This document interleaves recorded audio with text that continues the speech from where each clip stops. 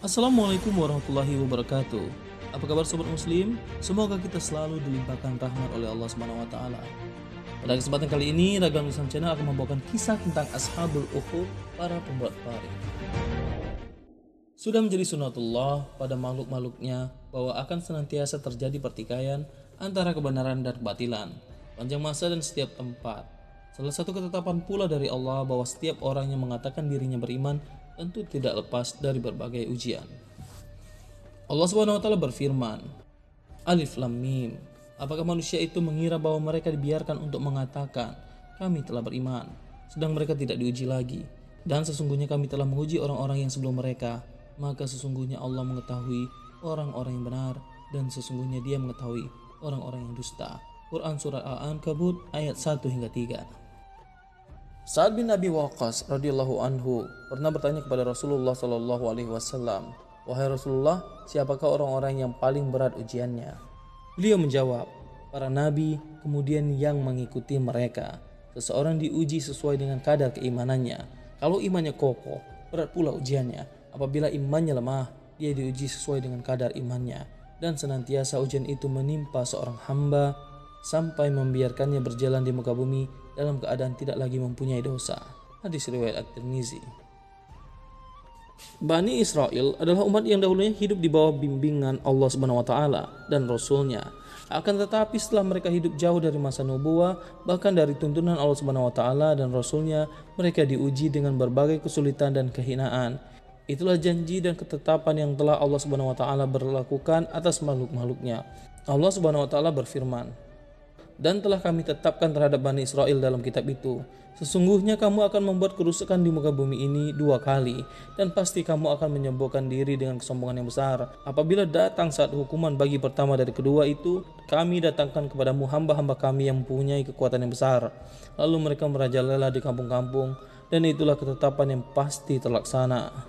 Ahli tafsir berbeda pendapat tentang siapa yang dikuasakan untuk menindas mereka. Namun yang jelas penindasan tersebut tidak lain adalah karena kezaliman, kemaksiatan, dan kekafiran yang mereka perbuat. Allah Subhanahu wa taala tidaklah menzalimi siapapun dari makhluk ciptaannya. Allah Subhanahu wa taala berfirman, "Dan demikianlah kami jadikan sebagian orang-orang yang zalim itu menjadi teman bagi sebagian yang lain disebabkan apa yang mereka usahakan." Quran Surat Al-An'am ayat 129. Syahdan pada zaman Bani Israel jauh sepeninggal Nabi Musa alaihissalam, saat Bani Israel semakin jauh dari masa nubuah dan tuntunan Nabi, bergelimang kemaksiatan dan kekafiran. Allah Subhanahu wa taala kuasakan atas diri mereka orang-orang yang zalim dan bengis, tidak berperi kemanusiaan.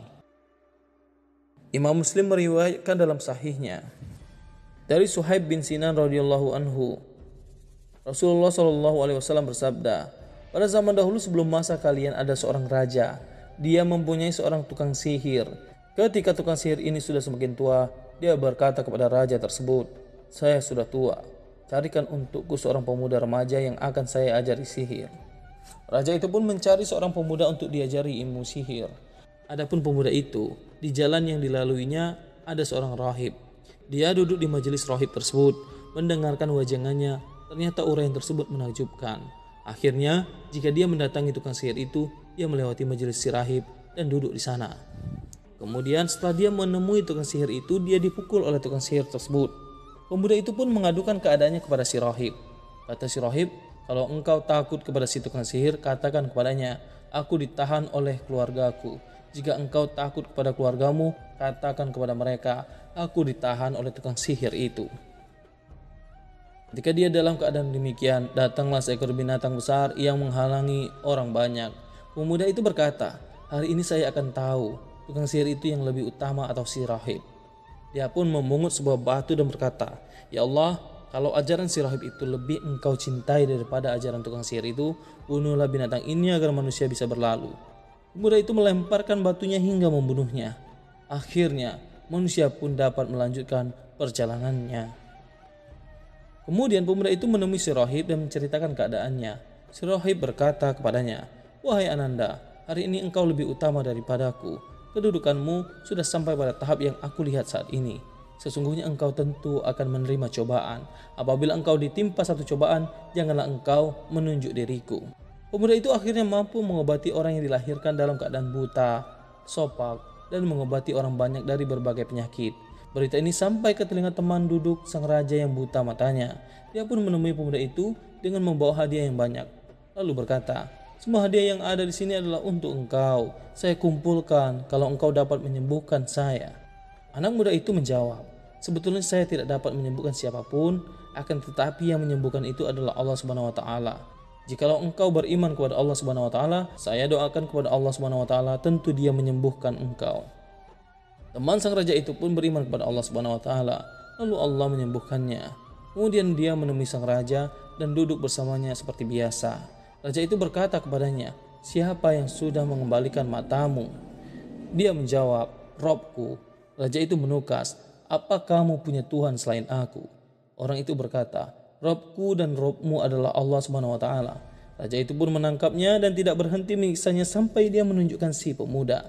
Akhirnya si pemuda ditangkap dan dibawa ke hadapan raja tersebut.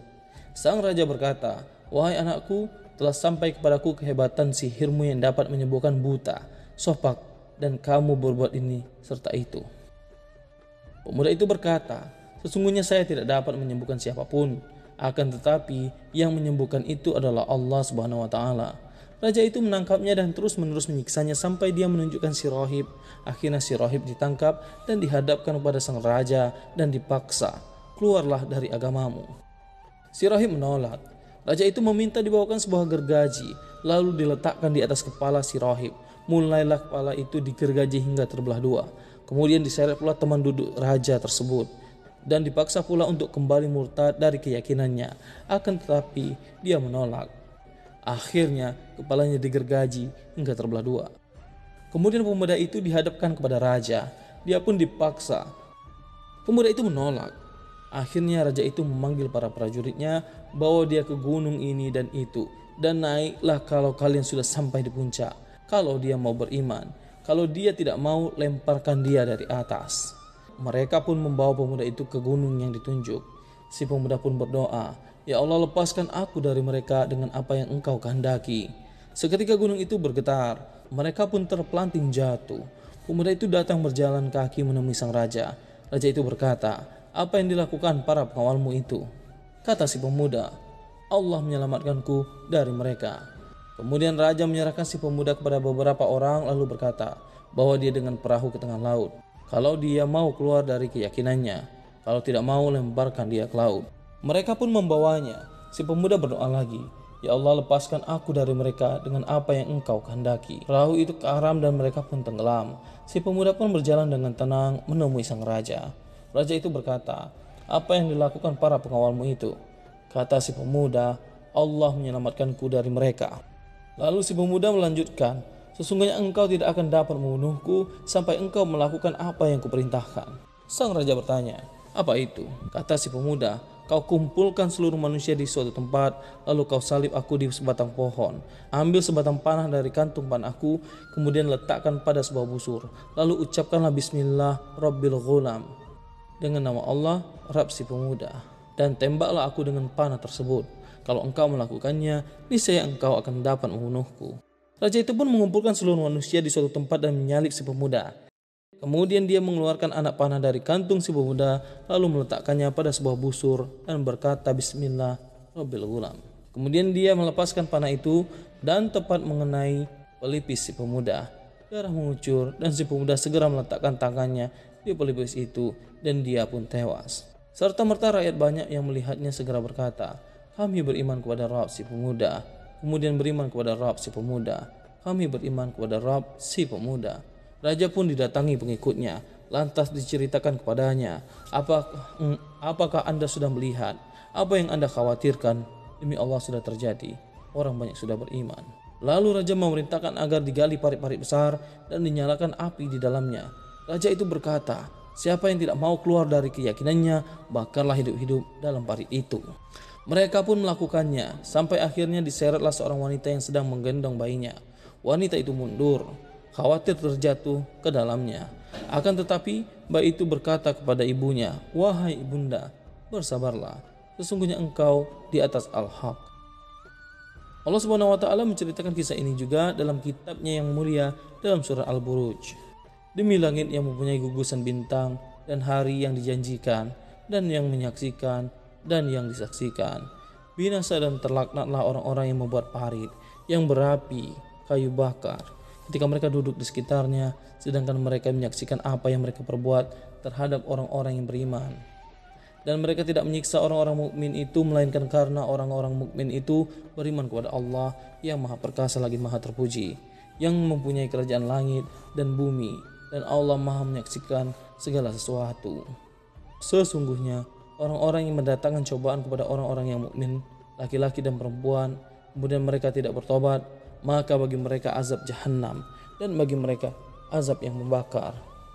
Itulah kisah yang Allah Subhanahu wa taala ceritakan dalam kitabnya yang mulia agar menjadi pelajaran bagi orang-orang yang datang sesudah mereka. Dari kisah ini dapat kita ambil pelajaran bahwa belajar di waktu muda lebih mudah untuk menangkap pelajaran dan memahami. Inilah alasan tukang sihir itu memilih remaja daripada yang sudah tua. Demikianlah yang dituntunkan para ulama kita, hingga sebagian mereka mengatakan belajar di waktu muda bagai mengukir di atas batu, dan belajar di waktu tua bagai mengukir di atas air. Kemenangan dakwah bukan hanya diukur banyaknya orang yang mengikuti dai saat dia masih hidup. Boleh jadi setelah dia meninggal dunia, orang banyak menyadari kebenaran yang disampaikan. Termasuk sebuah kemenangan adalah ketika seorang mukmin lebih memilih api yang membakar dirinya daripada hilangnya keimanan yang ada di dalam dadanya. Wallahu a'lam bishawab. Demikian kisah yang dapat disampaikan oleh Ragam Islam Channel pada kesempatan kali ini tentang Ashabul Uhud, para pembuat parit. Semoga kisah ini dapat menjadi pelajaran dan hikmah bagi kita semua. Assalamualaikum warahmatullahi wabarakatuh.